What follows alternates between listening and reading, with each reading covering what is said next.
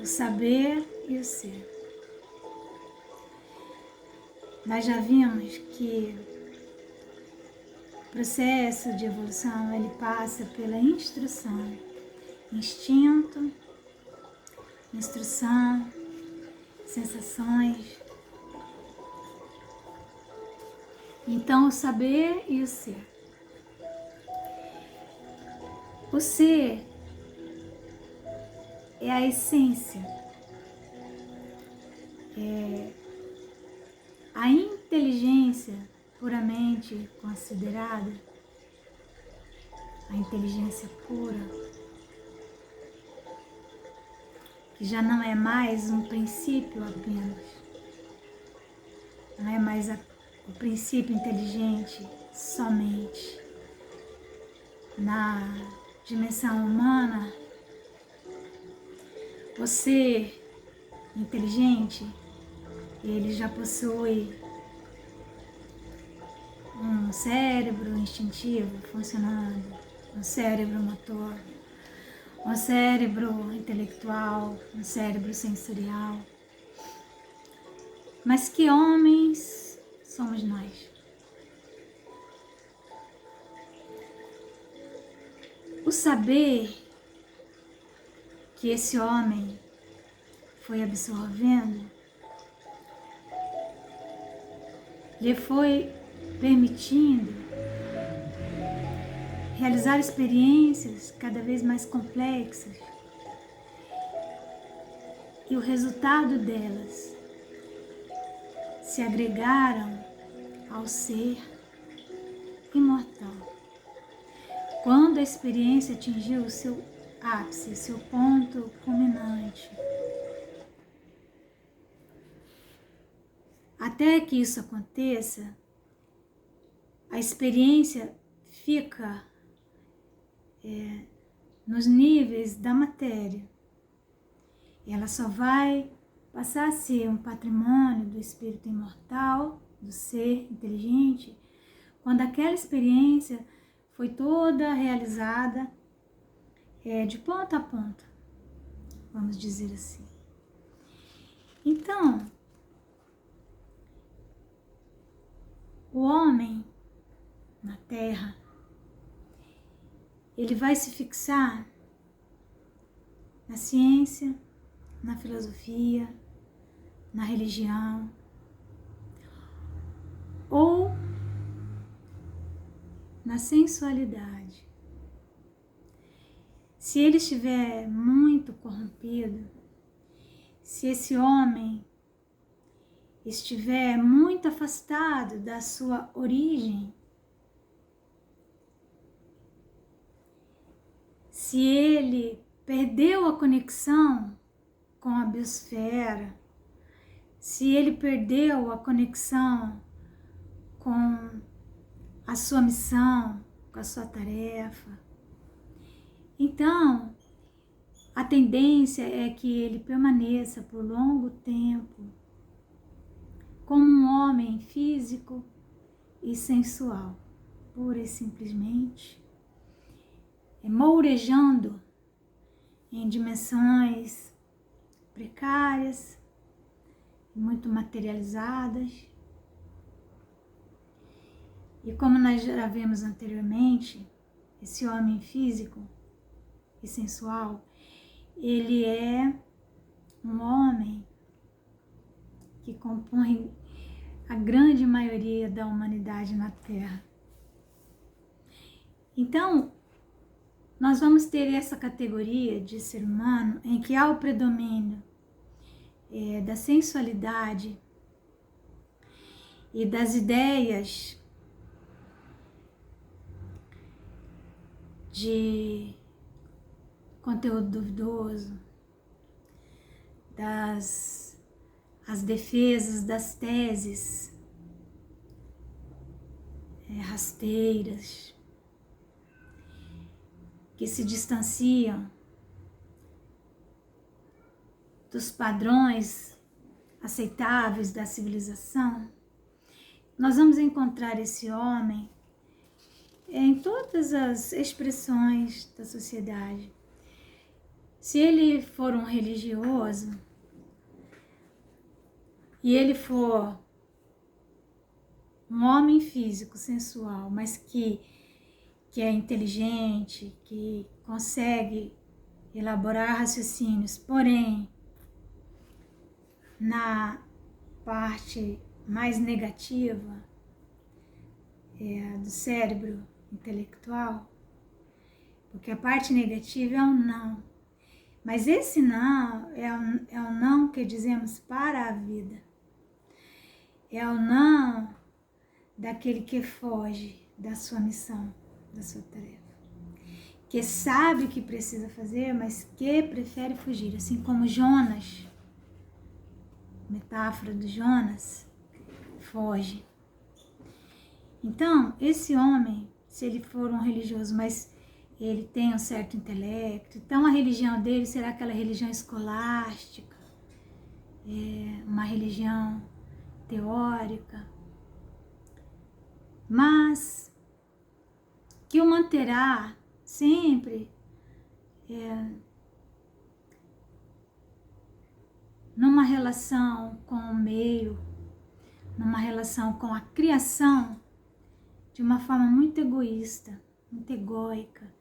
A relação dele com o que o rodeia será sempre a percepção de o que eu posso absorver desse meio para o meu conforto.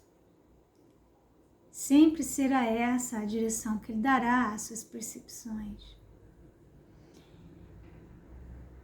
Se ele for fixado mais na sensualidade mesmo, ele então poderá ser aquele religioso fanático que defende as suas posições de forma agressiva, violenta, temperamental, e nós vemos exemplos disso, não é? E se ele estiver fixado naquilo que ele entende que seja a ciência, ele vai defender a matéria rigorosamente, as leis da matéria, e procurar sempre encontrar no mundo material o que é que ele pode se aproveitar para benefício próprio. Então esse é o homem que, diante das ideias que estão disponíveis para todos, aquelas informações que vêm das escolas, que vêm a influência das pessoas de bem, que vêm dos homens que se transformaram em verdadeiras escolas. Então tudo isso não o atinge. Ele não consegue ser atingido por essas ideias. Então é um homem comum, um homem físico, e que na maior parte das vezes ele está bem, não está em nenhum conflito consigo mesmo. Mas se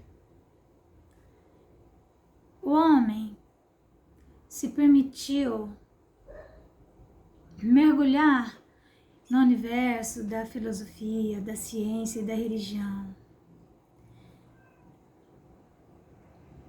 a partir das suas funções, na sua parte positiva, agregar saber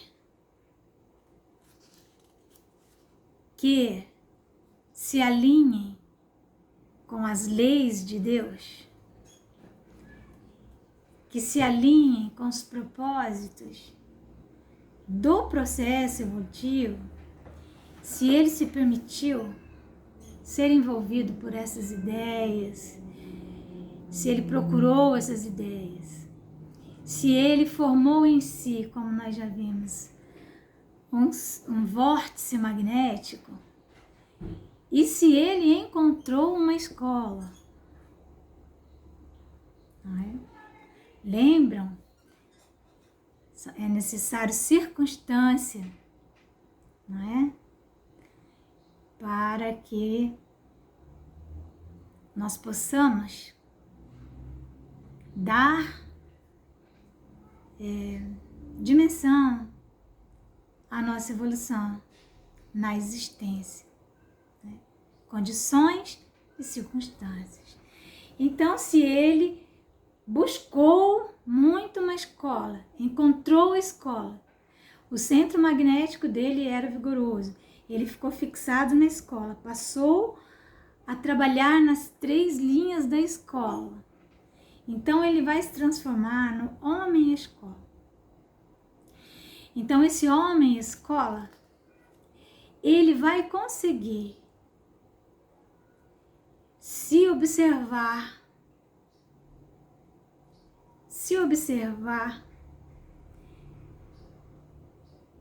como alguém que está fora, e ele então se transforma em sujeito e objeto de si mesmo e inicia a observação e a lembrança de si mesmo. Nesse processo de observação, ele vai conseguir manter o cérebro intelectual e o cérebro sensorial por maior tempo na sua parte positiva. Ele vai conseguir também, aos poucos, o homem-escola, alinhar o ritmo de trabalho dos 2 cérebros. Porque o homem-escola, ele aprendeu que ele não consegue superar a influência da natureza corpórea sem uma prática, sem uma praxis, a prática da abnegação, mãos ao trabalho. E ele então vai descobrindo que a prática da abnegação o leva para a parte positiva do seu cérebro intelectual e do seu cérebro sensorial.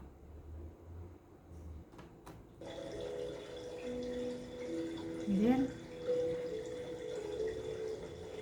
A prática da abnegação. Porque não é ainda a prática da caridade. A caridade, como a entendia Jesus,